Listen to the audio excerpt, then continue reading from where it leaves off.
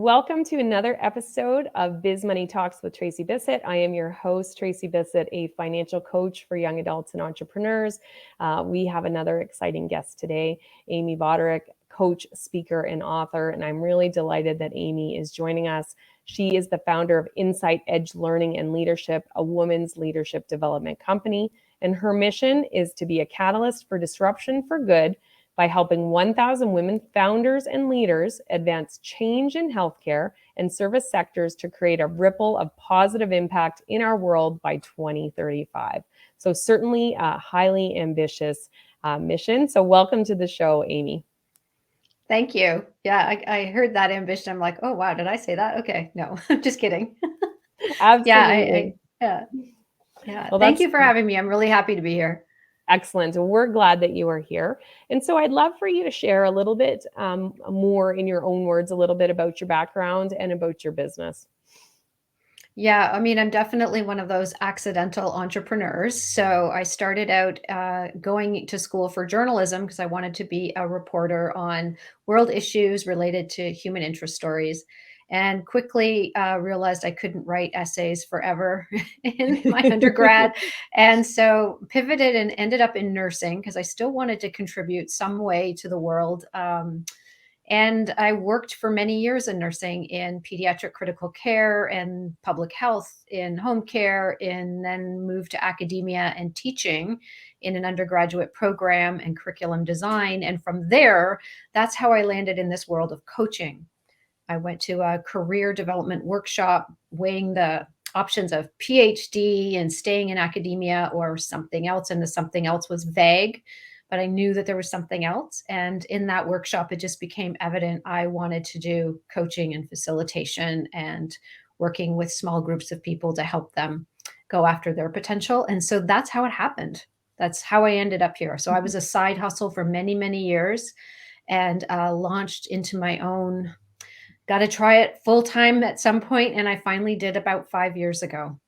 Excellent. Well, that's wonderful. And you're an author as well of the Amazon bestseller, Good Enough, Embrace Who You Are, Unleash Your Brilliance. And that really explores the internal barriers holding women professionals back from stepping into roles that allow them to express their full potential. So congratulations. Thank you. Awesome as well. And so the reason I have you here today for us to have this conversation is that often as business owners, we want to be able to lead with conviction. We want to take decisive action. We want to have a bold course that we're charting for our futures. And we want to do this, but sometimes we don't even know where to start. We might not know what next steps to take. And specifically today, we're going to talk about a couple things that I know people have trouble with, me included. So taking a stand, how do we handle criticism with strength? Because certainly when you're doing your own thing, people have a lot of opinions, and sometimes they're your family members or your friends. As well as others who are out there. And then how do we hold people accountable, which can be a challenge as you're growing your business and you're bringing people into the team and you've been used to doing everything on your own. So all of that ultimately leads to stronger sales, recurring revenue. When you've got all of that kind of in check, you can focus on your bottom line and make sure that you're profitable. So that's wonderful. And I'm glad that you're here for us to talk about all of that. And so, as I said, we want to lead with conviction, take that decisive action. As I just mentioned, why is it hard for people to do this? And what can get in the way of us being able to take that nice, bold, confident action? Yeah, ourselves, really and truly.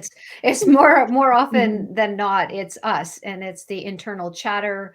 It's the paradigm from which we come from about what's possible, what's not possible, what we're capable of, not capable of. And one of the things, you mentioned the Good Enough book, and so that really, it was sort of like the book I needed for me, even though we interviewed 150 women to write that book.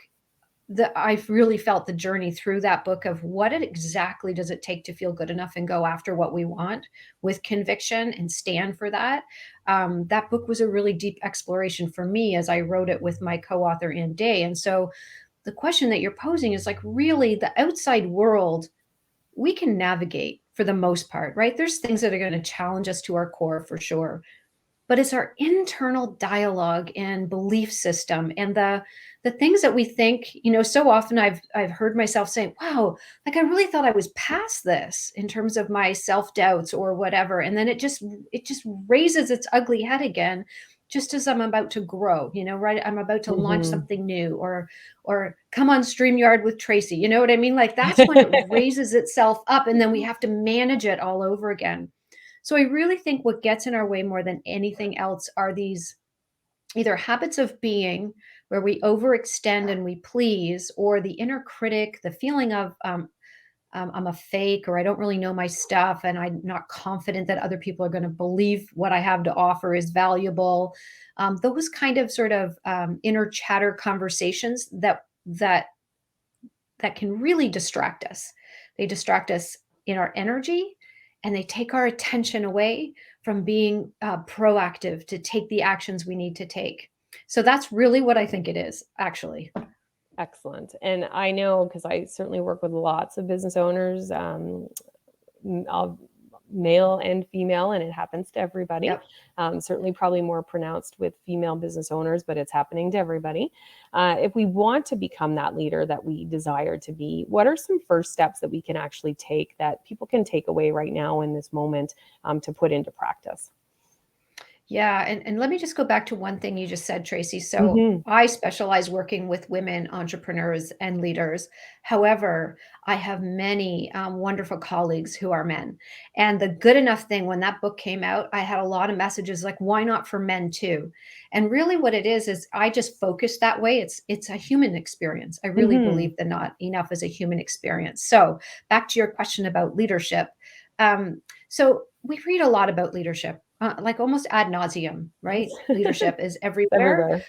but not so often do we read about how to make it observable so that we know what to practice. We know the behaviors we need to learn how to do well. I think sometimes that's less evident in the readings on leadership. They often are very descriptive, but not Mm-hmm. observable. So, one of the things I think around leadership that and when I'm working with my clients and also for myself is to identify what's the edge that I'm working here, like what's that thing. So for me, I'll be really frank, it's visibility. I have struggled with this forever in my business, and so to lead my business to have the impact I want to have, I need to lead myself. I need to lead myself to be visible, to be out so that people are aware of my services. And what does that take then? That takes practices. So practices to be on video, Mm-hmm. practices to be on social media, practices to share the content that I write and not keep it in the draft folder with 2,000 other editions of the draft. You know what I mean? So leadership is embodied. And it lives in our body. And when I talked about the chatter that distracts us, it's also the physicality, what we've embodied around leadership over a lifetime. And so if visibility is my edge, my body is going to put up all kinds of resistance when I want to go and be visible. And so it's managing that too. That's part of leadership. So that's self leadership. And then leadership is about creating a future that other people want to be a part of. So I was thinking about this morning, and I'm like, when Tracy and I share a love for golden retrievers and Mm-hmm. dogs in general. And so I have a golden, she has a golden. And I was thinking, my golden's name is Lily. And when I want to walk Lily and she decides she doesn't want to go my direction, she puts down, the The full weight breaks. of her body and breaks and says, no, we're going further. We're not going home yet. So unless I enroll her in my vision of wanting to go home, she's going to resist until I tug her along. And so we never want to be leading and tugging people along. We want to be enrolling people in a vision for the future that takes care of what they care about. Now, that's not my definition, but it's one that I embrace wholeheartedly and I use in all of my work because you know as well as I do, and your listeners know this, what we admire leaders who are creating a future that we care about. And we definitely do not admire leaders or want to follow leaders who are taking care of other concerns that we Mm-hmm. either disagree with or have no interest in. So I think that's maybe a different answer to leadership than you were looking for, but I'll stop there and see if you have another question.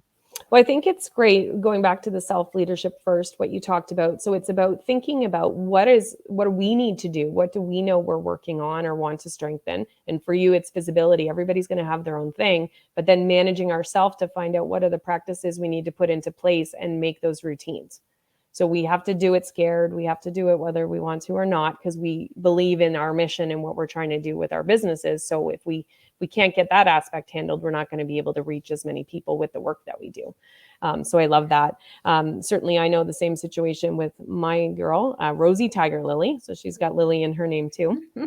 She lays down Love that. and she like puts her legs up in the air. So I've come up with creative ways to excite her to get home, whether it's seeing someone, whether it's a treat, whatever it's going to be. But thinking about the kind of company that you're going to create, whether you're leading yourself, whether you are working with some contractors, because I know a lot of the business owners tuning in might have somebody on a part-time basis or a couple people on a part-time basis, and some may have larger teams. So figuring out what is it that you stand for and what is that future you're going to create.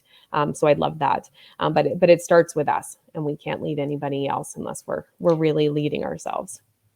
Yeah, and Tracy, there's something else I'd love to add, and a Sure. couple of clients are sort of working through this now. They've got this amazing vision that is what other people care about, and they're on the path to make it happen, and they're charging forward full steam ahead. So the other part of leadership is really effective communication with people to continue to enroll them along the way so that you're not so far ahead that Hmm. they don't even know how to begin to work with you to accomplish that vision, right? We can get so excited about our vision that we leave people behind. So it's sort of that adage, go slow to go fast, making sure you've really got people understanding where you're heading so that they can make good commitments to you. So in particular, if you're listening and you're leading a team, ensure that the people on your team not only see your vision, but they're 100% committed to make it happen with you so that they'll ask for help. They'll say, "Hey, we're really off track with this initiative. It's not working." So it's also like, as the leader, to slow down and, kind of like wrap your arms around your team and bring them with you so that you're not charging ahead in isolation. And it's not just that one time, it's the repeated demonstration of Constant. what is that, Yes. because people are only hearing a small percentage of what you're saying, and so you want to make sure that it's demonstrated in writing, verbally, all kinds of different ways, so that it's really reinforced. Yeah, and it's really like, in particular in the last, 18 whatever months we're at, 20 months now of the incredible uncertainty. And I know we're going to talk about this probably Hmm. soon, but regardless, a regular rhythm of conversation, if you're leading contractors or you're leading a Hmm. team, um, consistent, regular rhythm of conversation so they know that there is time for them to talk about what's not working, what is working, where they need help. So that's really important. And we can forget that we need to be talking about how are we doing as a team, not just like, did we get through all our tasks? So leadership is a lot of different things, but importantly, it's the conversations that we're having with the people that are working with us to create the future we want. Excellent. So we will go there in just a moment. But I want to get into some specific situations. And I know that through your work with all of your clients, you've seen various things. You have lots of insights into business owners, and wanted to get your take on a couple different particular ones and what people can do as they're working through things. So the first one is when they need to take a stand about something, Mm, how to get that yeah. confidence and kind of step into that. Yeah, and it's funny when I say things like, what's the stand you're taking to clients? There can be a misinterpretation. It's like, okay, I'm putting my foot down, and this is what it is. But really, a stand is that embodied stance that we take. That this is what I care about. These are the actions I'm going to take care, and we just make that visible to the world. I really care. So for you and for me, we have deep cares with the businesses that we're running, and the stand we're taking is that there's a better future through the work that we're doing and empowering others to do their best work. So it's an embodiment, and it comes as a constant evolution as we deepen our commitment to the work that we're doing. And we never want to take a stand in isolation either. We want to, and bring people along for the journey with us, because one, we can do more with others, but also isolation sucks. I mean, it's just really, Mhm. it's not a fun place to be. One of the things that happens when we declare a future, when I say I'm going to work with 1,000 entrepreneurs, women entrepreneurs who want to disrupt the game in health and healthcare so more can thrive, what anything against that's going to start to show itself, Yeah. including our internal chatter. But things will rise up when we take a stand, because anything that doesn't like what we're saying, they're going to make themselves known. So it's learning how to navigate that when we take a stand too. So really, when we take a stand, I think it's actually the space where we really begin to dig in and become the leader we're capable of. Excellent. And certainly when we take a stand for things, and we sometimes it can be controversial, or not everyone may share our opinion, and we might receive a lot of criticism. How do we deal with that and do that with strength and not kind of waver then from our values and what our mission is?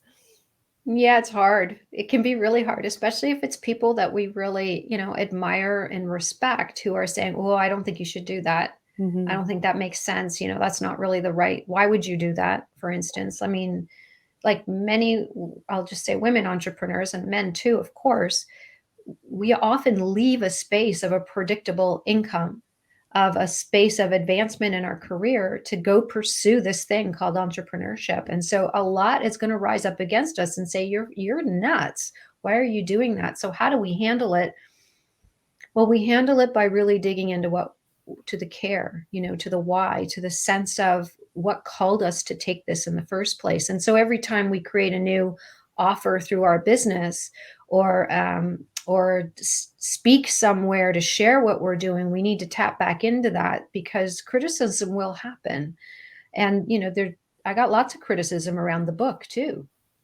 And I had to just remember, oh, well, I made it, there's 150 women's stories in this book, and they really cared about this, and I care about it too. So that's what's going to motivate me. Hmm. And, that's not to say it's not hard though, Tracy. I mean, there's times when you get feedback and criticism or obstacles that can sort of like really feel like a big mud pit you're swimming in.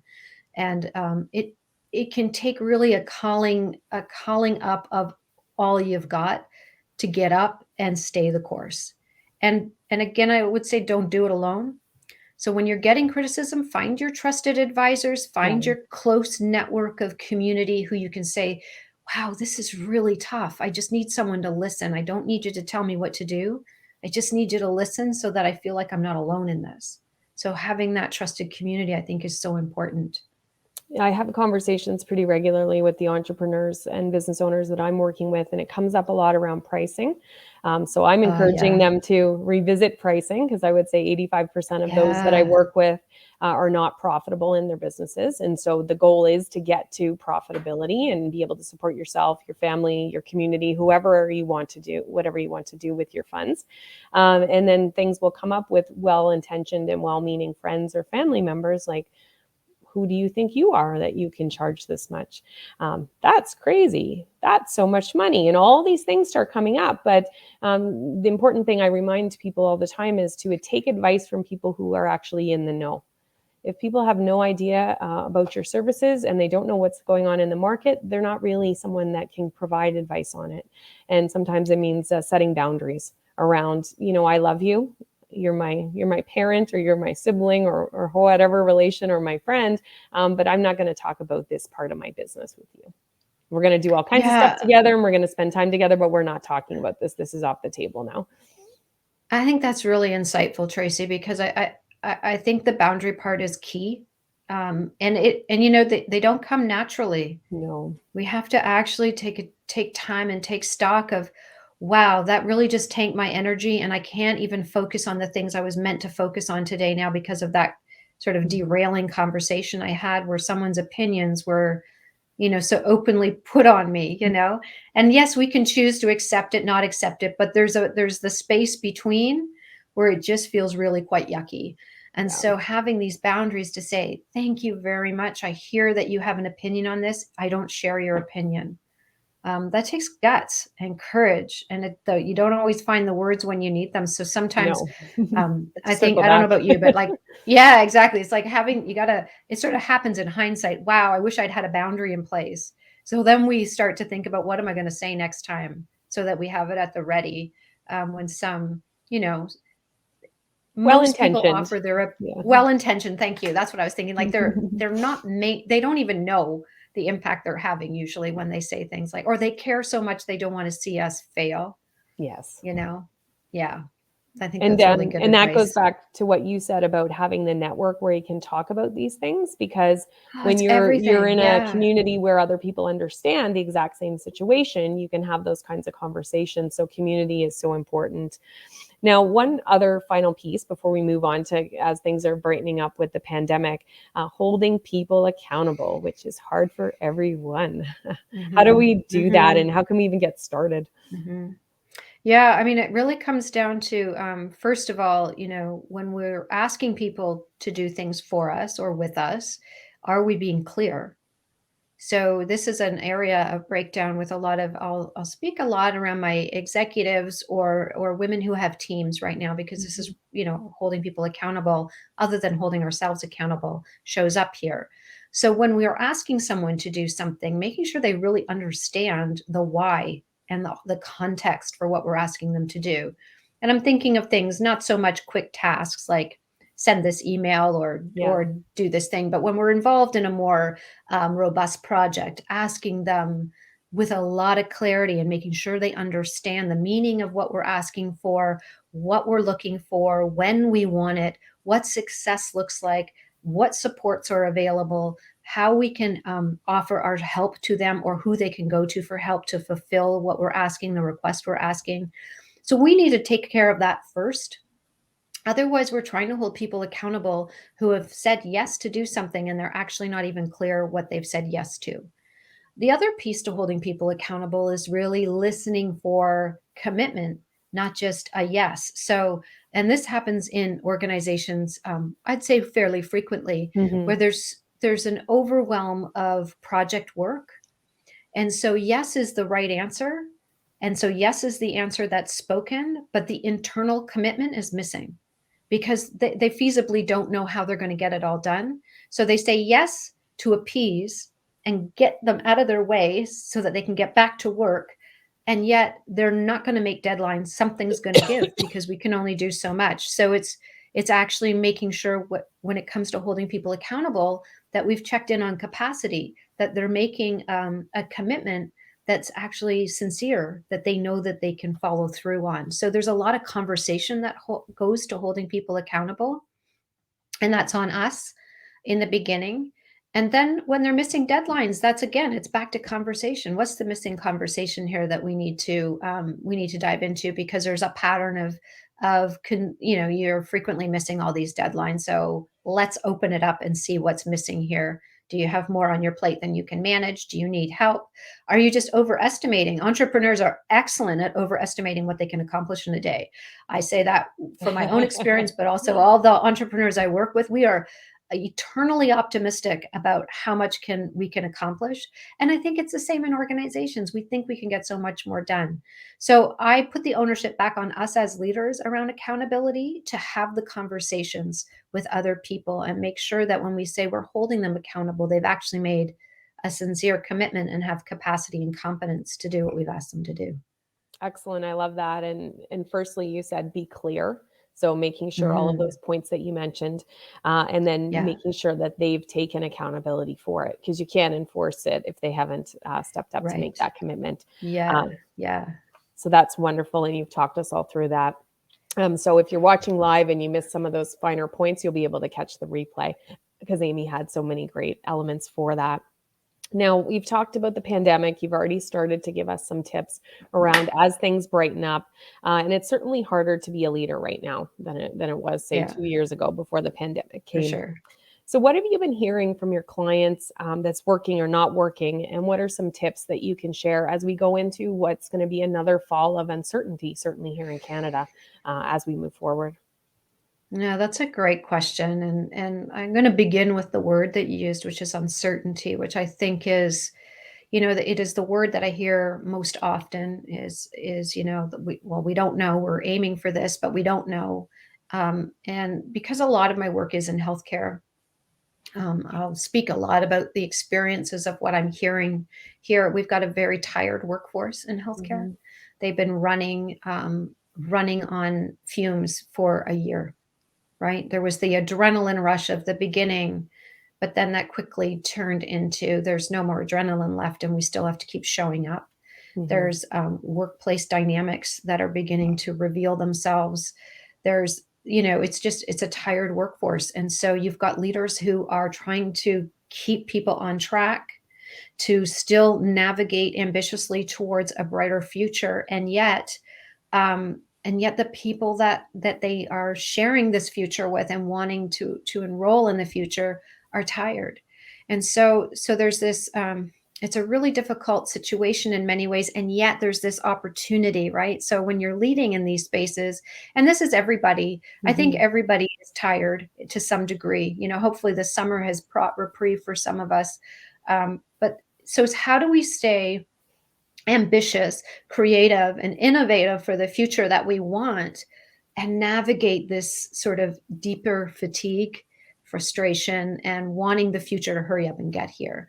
So I'm probably being more vague than you wanted, but I think what is most important right now is to acknowledge what is, Mhm. acknowledge the uncertainty, acknowledge if you have a tired workforce, acknowledge this. I also think one of the if you're in a space, regardless of where you work, and you have a team that's been virtual and you're wanting them to come back and consider hybrid or whatever, go deeper with the questions. What do you need at this point in order to be successful at work, to do your best work? How best can we support that rather than it's either this or it's that? Yeah. Because by now the workforce knows what's going to work for them in terms of blending at home versus going to the office and trying to manage, if you're a parent, all the dynamics of kids at home from school. So if you're in the essential workforce like healthcare, that's another part of the drain is you're also a human being with all of Mhm. these family concerns and life concerns and community concerns. And some of the healthcare workforce was also experiencing a lot of drain from public criticism at some Yes. point, and bad press. And so, one of the things I would encourage all of us to do is to be kind and generous right now to everybody, not just healthcare, but to everyone in your workforce, to extend compassion for where we've been, for what's happening, for the drain of uncertainty that is paradoxically coupled with ambition for a brighter future. So I'm going to stop there because I think I kind of wandered Mhm. around your question. I may not have I hit it pulled out a in the few bullseye. few gems from you. So you talked about having that regular communication and not just Yeah, what's going on with your tasks, but how are you? What do you yeah. need? What can I help you with?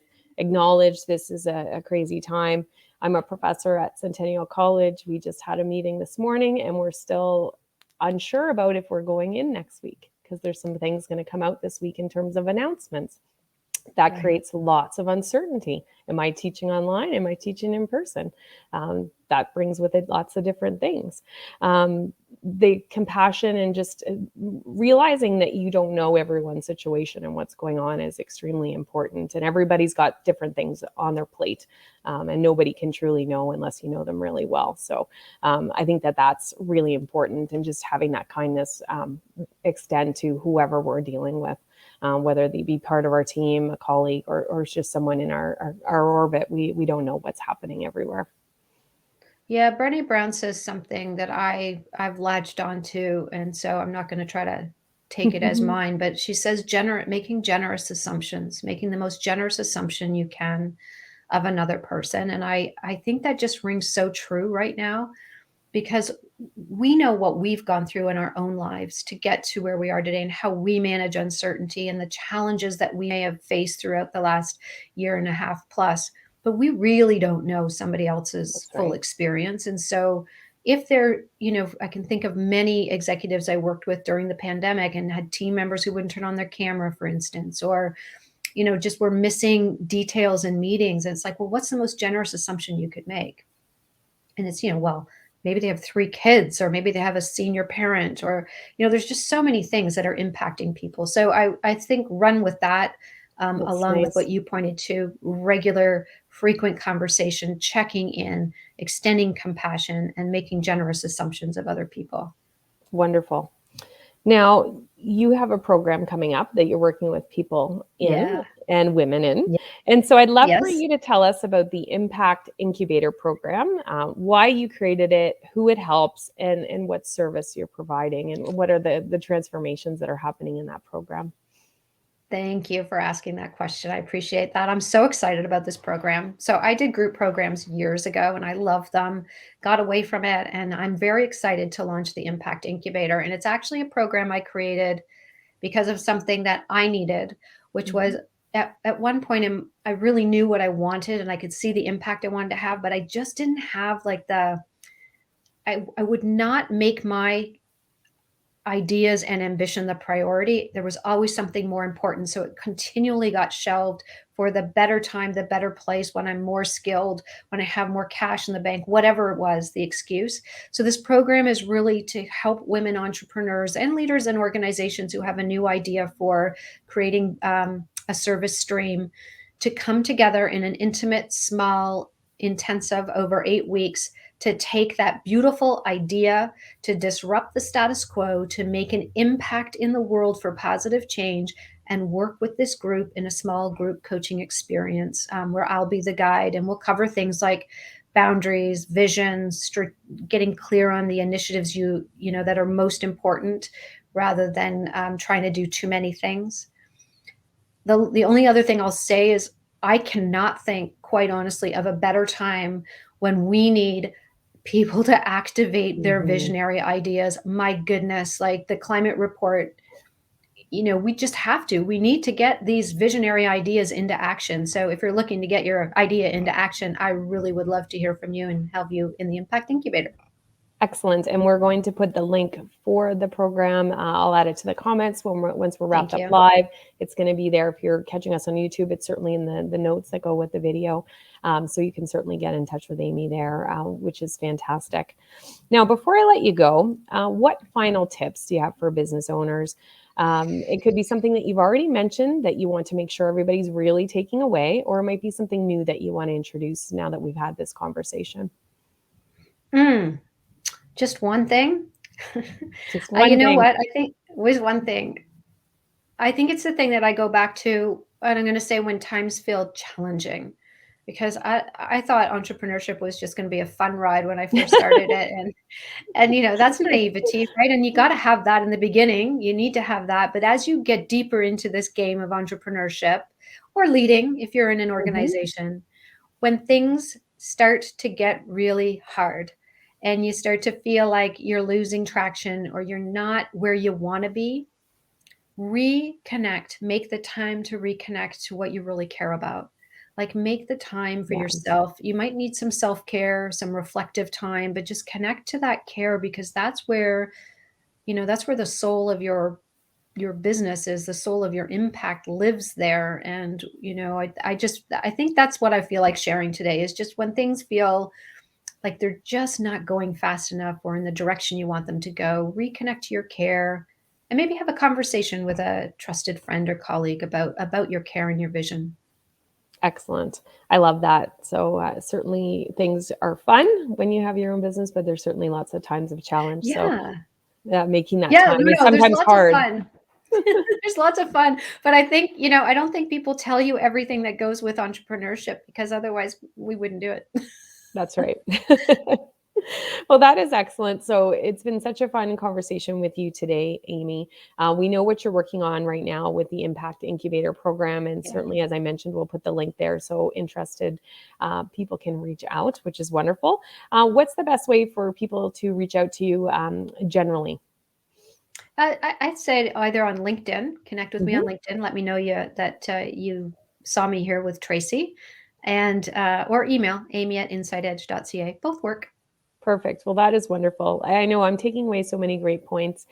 Sometimes in the thick of things when we're running our business, it's hard to take time to think about this stuff as well, because we're always thinking about the tactical or the bigger vision for the business, but not into how we're going to become the person that needs to be doing all of this.